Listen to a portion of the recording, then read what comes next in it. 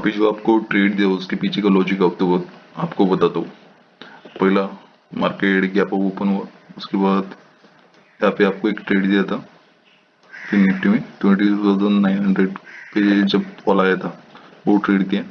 उसके बाद मार्केट में साइडवेज हो गया, लिक्विडिटी ग्रैब करने के बाद मार्केट ने जब 22,730 का ब्रेकडाउन दिया, उसके एकदम प्रॉपर ब्रेकडाउन पे आपको एंट्री दिया था।